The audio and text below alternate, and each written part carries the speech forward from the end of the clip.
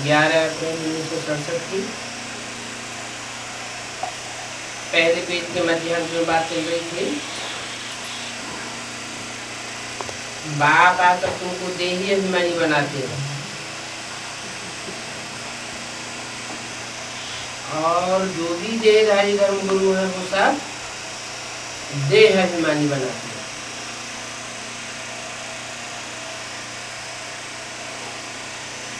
वो तो और ही उल्टा उल्टा ज्ञान बता देते हैं।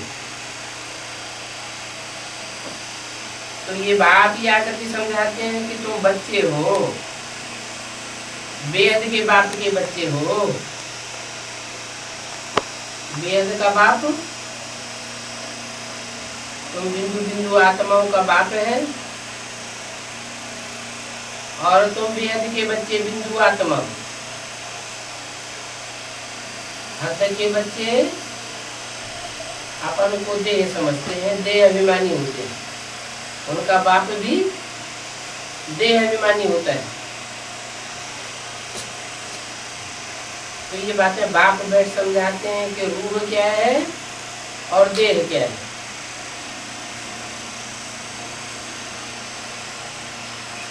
वेद का तुमको वर्षा तुमको वेद के बाप से मिलता है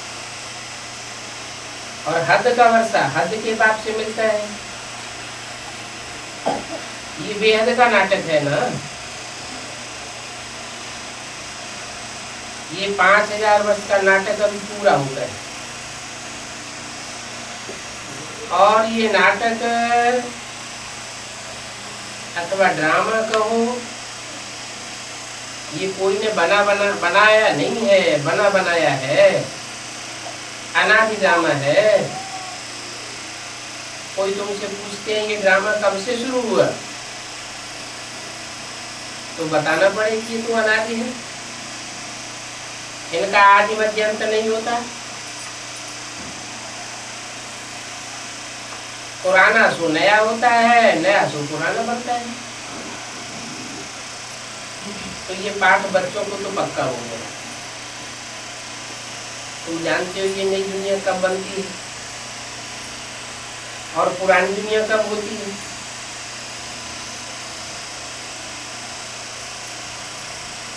कलयुग है पुरानी दुनिया और सतयुग है नई दुनिया।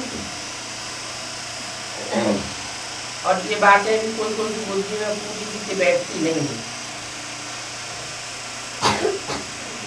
बातें सारी बुद्धि में रहनी चाहिए ना। तुम जानते हो कि अभी नाटक पूरा होता है, फिर रिपीट होगा। जो शुरू में पार्ट बजाया था वही फिर रिपीट होगा। बरोबर हमारा 84 अंगों का पार्ट पूरा हुआ। अब बाबा हमको ले जाने के लिए आया हुआ है। बाप गाइड भी है। तुम सब पंडे हो। वो पंडे लोग होते हैं यात्रियों को तीर्थ यात्राओं पर ले जाते हैं ना, वो तो जिस्मानी पंडे होते हैं। जिस्म को खींच करके ले जाते हैं। क्या देह को खींच के ले जाते हैं, देहधारियों को ले जाते हैं। तुम कोई को ये नहीं कहते हो कि चलो तुमको तीर्थ यात्रा करा लाए। क्या करते हो? तुम उनकी आत्मा खींचते हो। ऐसा बेहद का ज्ञान सुनाते हो जो उनकी आत्मा खींचने के लिए मजबूर हो जाती है। तो तुम रूह की यात्रा कराने वाले हो। तो रूह यात्रा करके बाप के पास पहुंचने लगती है। तुम कोई जिस्म को नहीं खींचते हो। वो पंडे क्या करते हैं? अपनी जिस्माने खर्चे के पूर्ति के लिए जिस्मधारियों को खींच करके ले जाते हैं। तुम कोई से ये नहीं कहते हो कि चलो तुमको तीर्थ यात्रा करा लें। उनकी आत्मा में स्वतः ही खींच हो जाती है इस बात की कि हम बाप से मिले। तो वो जिस्मानी पंडे हैं, तुम रूहानी पंडे हो, इसलिए तुम्हारा नाम पांडव गाया हुआ है।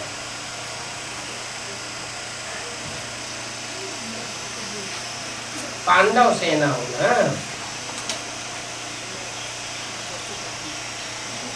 11 अप्रैल 67 की वाणी का दूसरा दिन। तो तुम सेना भी हो और पंडे भी हो, रूहानी सेना के वॉलेंटियर्स हो, रूहानी यात्रा पर ले जाने वाले पंडे हो। और तुम्हारी ये है पांडव गवर्नमेंट, परंतु दुनिया को इस गवर्नमेंट का पता नहीं है। ये गुप्त गवर्नमेंट है।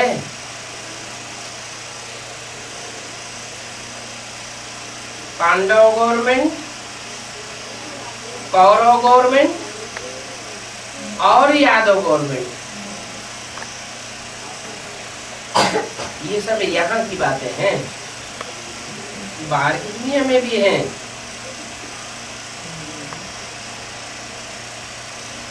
कौरव गवर्नमेंट का राज्य चल रहा है।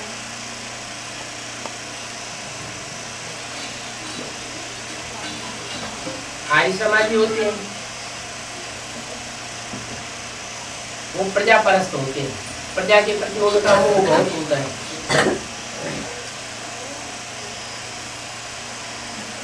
उन्हें तो सिर्फ ज्यादा से ज्यादा वोट चाहिए, धर्म को नहीं मानते। कहते हैं धर्म निरपेक्ष राज्य, हमें किसी धर्म की अपेक्षा नहीं है। क्या अपेक्षा है? हमें वोट दे दो, तुम किसी भी धर्म को फॉलो करो। बाहर की दुनिया में भी ऐसे है और यहाँ ब्राह्मणों की दुनिया में भी ऐसे ही है। किसकी गवर्नमेंट है? कौरवों की गवर्नमेंट है। कौओं की तरह रब करते रहते हैं, शोरगुल करते रहते हैं। हम त्रिमूर्ति शिव भगवान है, बड़े बड़े मेगा प्रोग्राम करते हैं, बड़े बड़े जलसे करते हैं, बहुत पैसा खर्च करते हैं, रिजल्ट कुछ भी नहीं निकलता। न नया धर्म स्थापन होता, न नई राजधानी स्थापन होती। जैसे बाहर की गवर्नमेंट है, नेताएं हैं, भाषणबाजी करते हैं, चले जाते हैं। ये भी भाषणबाजी करते हैं, चले जाते हैं। कौओं की काव काव कौआ रेरा हो गया। जैसे कौए इकट्ठे हो जाते हैं, काव काव करते हैं और फिर बिखर जाते हैं। तुम पांडव गवर्नमेंट हो, तो कौआ रेरा मचाने वाले नहीं हो क्या? कौओं की तरह गंद करने वाले भी नहीं।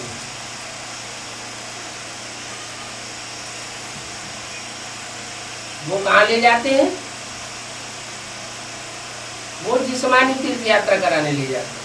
चलो दिखाएं तुमको सुखधाम शांति धाम। तुम रूहानी यात्रा कराते हो।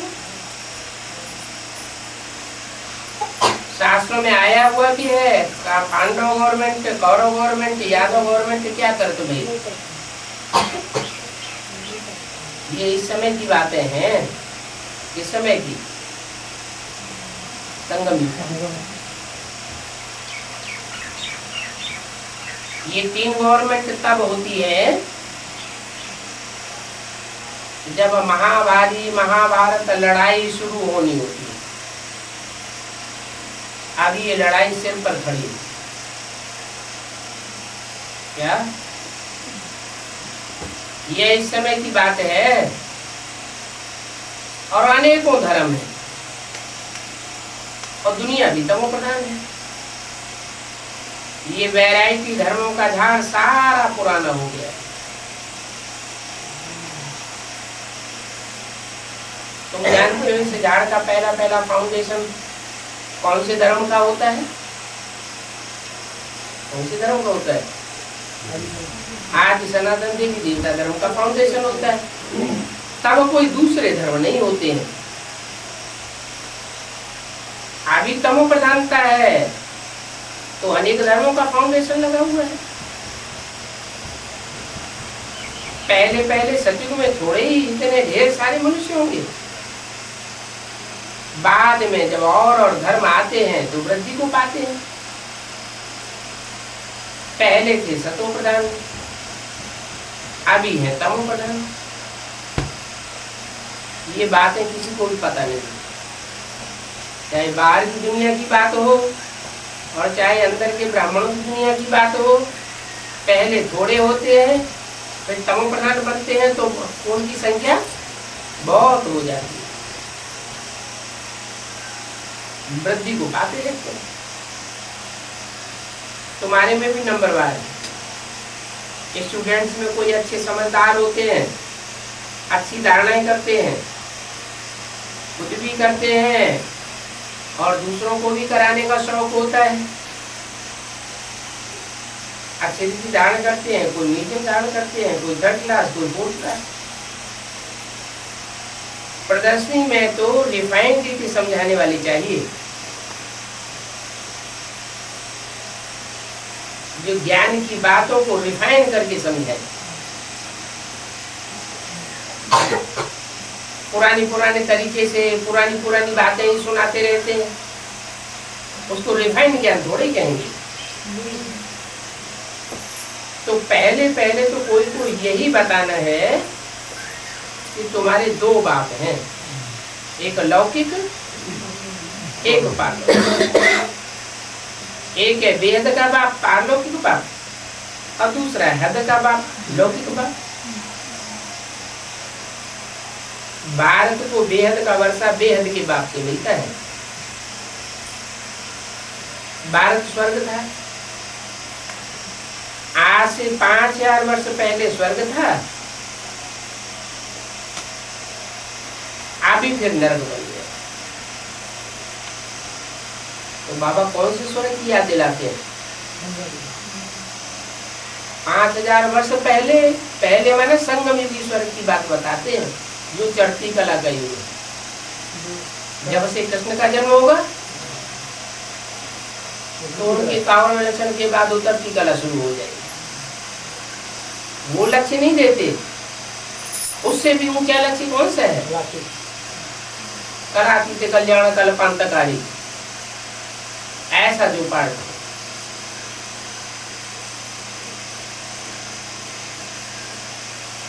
तो हेवनली गॉड फादर कहा जाता है उनको, जो स्वर्ग के रचयिता है।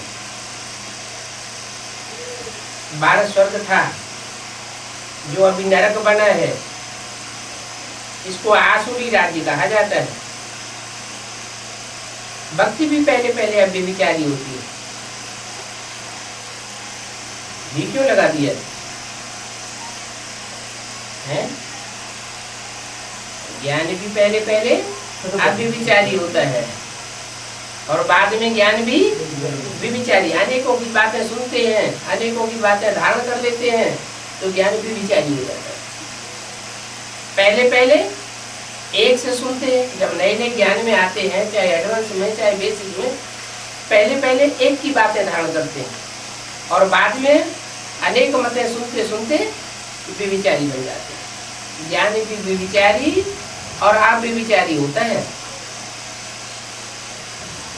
तो अभी फिर बाबा कहते हैं कि एक से ही सुनो, अनेकों से सुना तो विचारी ज्ञान हो जाएगा। ये अविचारी ज्ञान है, और कोई से जो सुनेंगे वो सब झूठ और ईविल बातें ही बता देंगे। बाप अभी तुमको सच्चा सुना करके सच्चे खंड का मालिक बनाते हैं, पुरुषोत्तम बनाते हैं। ईविल बातें सुनते सुनते तुम कनिष्ठ बन गए। कनिष्ठ माना नीच। कितने ढेर मनुष्य हैं वो साथ झूठ ही झूठ सुनते रहते हैं। पहला झूठ कौन सा सुनाते हैं? परमात्मा सर्वव्यापी है। तुम उनको कितना भी समझाओ कि परमात्मा सर्वव्यापी नहीं है, वो तो एक व्यापी है। और खास संगम युग में तो जरूर एक व्यापी है, उनकी बुद्धि में नहीं बैठेगा। वो फिर भी कहेंगे क्या मेरे में है, तेरे में है, मैं भी ब्रह्मा करूं, ब्रह्मास्मि शिवो अहम। आत्मा ही तीनों पार्ट बजाती है, ब्रह्मा का भी पार्ट बजाती, विष्णु का भी पार्ट बजाती, शंकर का भी पार्ट बजाती। हम सब ब्रह्मा विष्णु शंकर नंबरवार। तो सप्तमूर्ति शिव हो गए।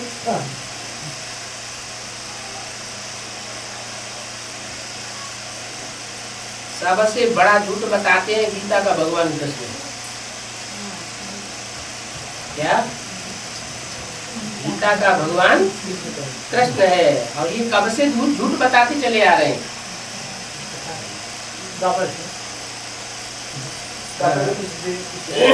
द्वैत कब से शुरू हुआ यज्ञ में? स्थापना के साथ साथ यज्ञ कुंड से विनाश ज्वाला प्रज्वलित हुई। यज्ञ के आदि से ही द्वैत भी घुस गया। प्रजापिता अलग हो गया और ब्रह्मा अलग हो गया।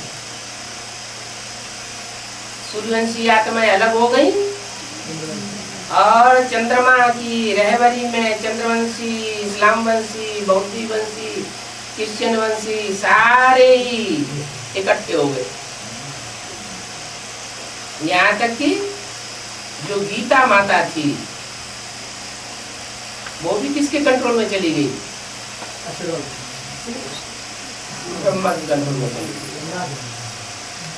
तो गीता माता के दिल पर भी ब्रह्मा की छाप पड़ गई। कृष्ण की छाप पड़ गई। दिल के ऊपर छाप पड़ती है ना, तो गीता माता के दिल पर भी कृष्ण बच्चे की छाप पड़ गई। बाप भूल गया, भले बाप चला जाए कोई परवाह नहीं। किसका साथ दिया है? ब्रह्मा का साथ दिया। ब्रह्मा का साथ दिया तो दूसरे धर्म की आत्माओं ने भी किसका साथ दिया? जब जगत की अम्मा ही ब्रह्मा का साथ देती है तो सारी ही मनुष्य आत्माएं दूसरे दूसरे धर्म की किसका साथ देती है? ब्रह्मा का साथ देती है, जगदम्बा का साथ देती है। तो उस समय से जब गीता के ऊपर कृष्ण की छाप लग जाती है, कृष्ण गीता का भगवान हो जाता है, तो डुप्लीकेट स्वर्ग स्थापन होता है। स्वर्ग का छोटा सा सैंपल तैयार हुआ कराची में। वो क्षणभंगुर होता है या लंबे समय का होता है? क्षणभंगुर। हिंदुस्तान पाकिस्तान की लड़ाई हुई उस समय डुप्लीकेट स्वर्ग है कराची में।